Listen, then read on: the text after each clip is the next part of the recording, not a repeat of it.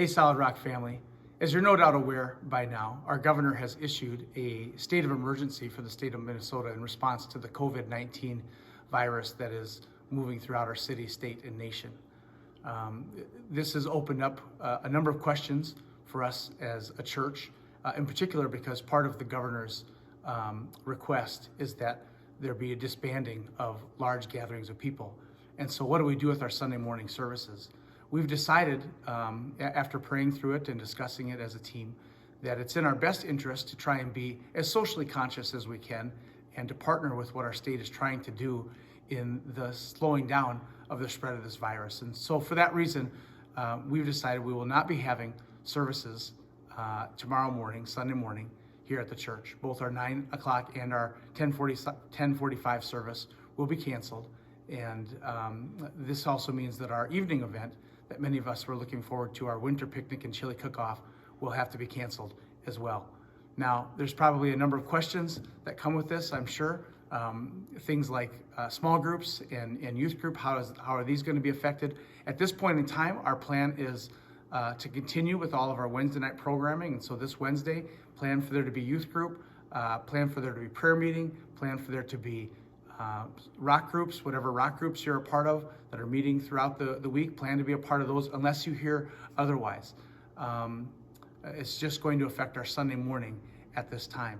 Now, we want to encourage you, even though we're not gathering together here as the body, this shouldn't stop you from having church in your home.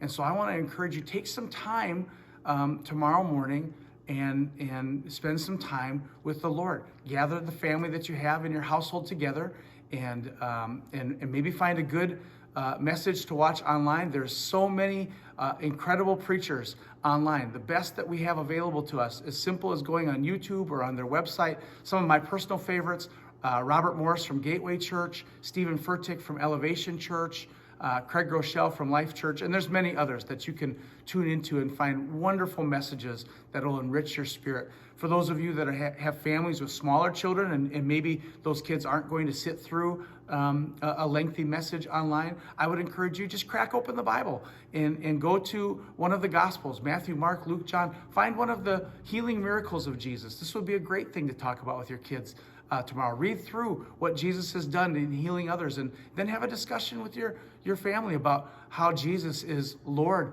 over our lives in every area, including over the diseases, and that He's our healer. Take some time perhaps to read Psalm 91, which is a passage of verses that's all about God's protection over His people. And so read through some of these together. Discuss them as a family.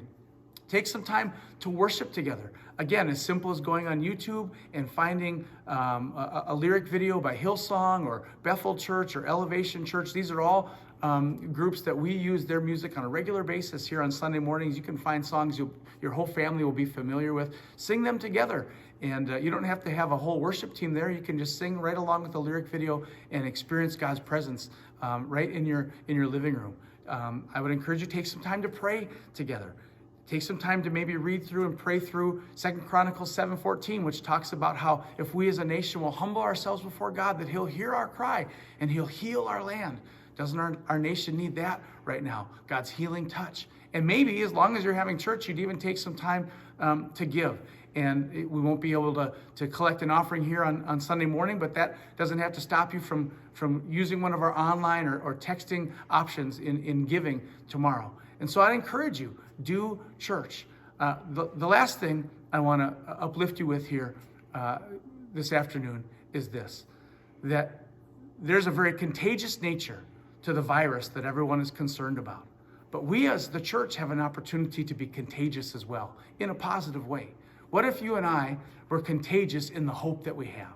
What if we took some time over the next few days to recognize that the people around us are scared, they're frightened, they're panicked, they're confused, they're frustrated with what's going on?